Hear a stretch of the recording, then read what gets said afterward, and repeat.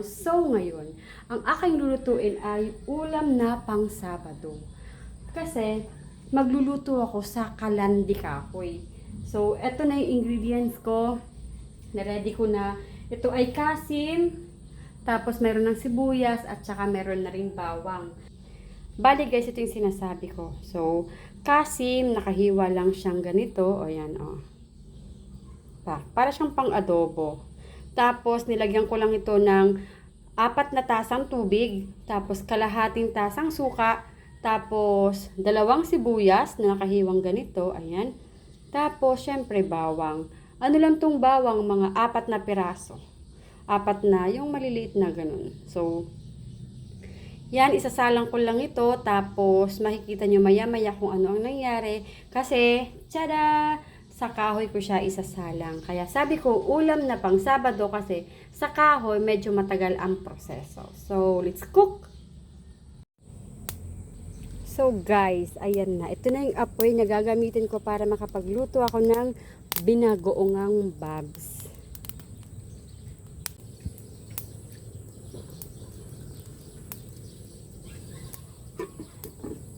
Habang nakasalang yung baboy, ako ay mag-prepare ng gulay. So, punta na tayo ulit sa kusina.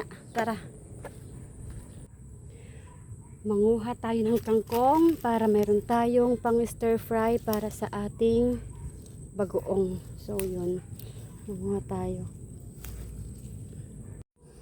Tada! Ito na yung aking nakuhang mga kangkong. So, hugasan ko lang to para safe nang makain. Natapos din nahimay yung aking kangkong. Alright, so pagkababa ng tubig, yung tubig hanggang dito, di ba?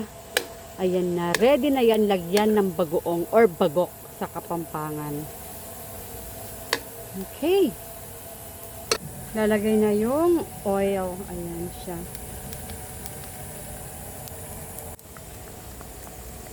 Tapos ilalagay ko na yung bagoong. Ayan. Lahat ng bagoong. Oops. Tapos kung gusto niyo magdagdag ng sili, pwede na rin. Depende lang sa inyo. Itong bagoong may sili na to eh. Ayan o, sili. Ayan. Halu-haluin hanggang mag-zizzle.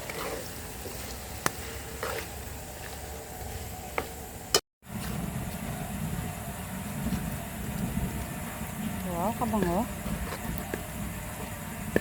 The next ngayon ay stir fry ng talong at saka nung talbos.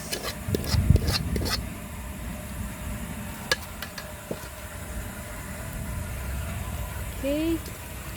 Sa pinaglutuan pa rin ng bagoong. Scrape ko lang yung mga nasunog-sunog na mga natutong-tutong na mga bagoong sa baboy. Yan.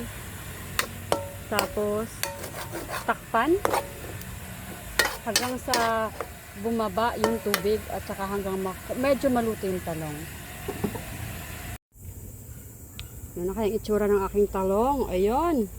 Ready na idagdag yung kangkong. So, this time idadagdag ko na yung kangkong kasi malambot-lambot na sila. Ayan. So, pwede ko nang ilagay yung kangkong. So, lahat ng ito ilalagay na. Dunk na yung mga kangkong. Tapos, konting halo. Ay, sorry sa camera. Nagalaw. Medyo haluin lang ng konti. Wag lang masyado kasi baka madurog yung talong. Hanggang sa magkapalit lang ng posisyon yung talong tsaka yung kangkong. So, nasa taas na dapat yan yung talong. This time, nagdagdag ako ng asin. Konti lang kasi maalat na itong bagoong. Tapos, mix lang silang konti. Dahan-dahan lang para hindi madurog yung ating talong. Tapos, antayin maluto. Siyempre, lagyan din ng apoy. Takpan lang saglit. Hipan ko lang to para magka-power siya.